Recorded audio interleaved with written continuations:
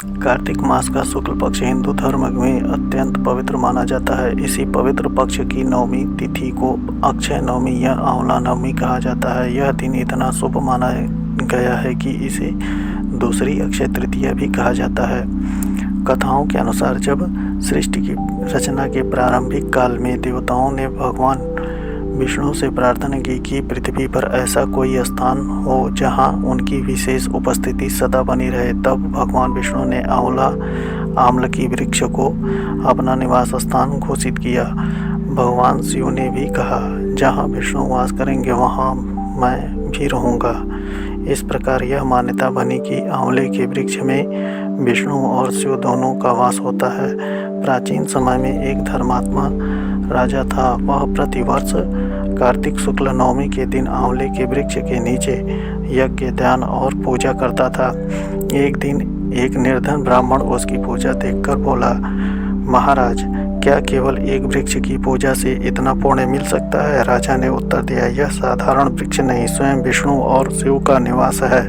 ब्राह्मण ने भी श्रद्धा से उस दिन आंवले के वृक्ष की पूजा की, दीप जलाया, दूध अर्पित किया और गरीबों को भोजन कराया।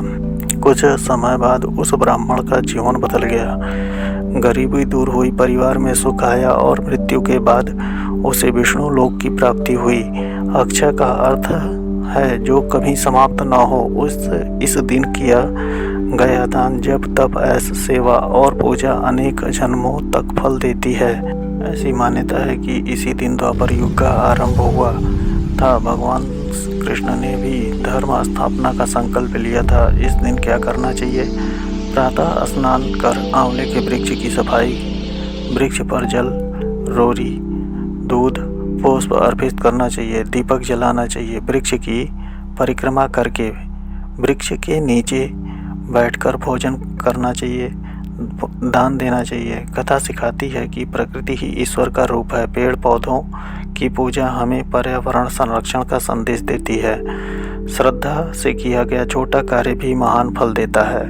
ब्राह्मण ने साधारण पूजा की, पर सच्ची भक्ति से उसका जीवन बदल गया। दान और प्रकृति की सेवा सच्चा धर्म है। इस दिन किया गया दान अक्षय माना गया है। ईश्वर हर जगह है। वृक्षों और प्रकृति में भी दिव्यता है। कर्मफल निश्चित है।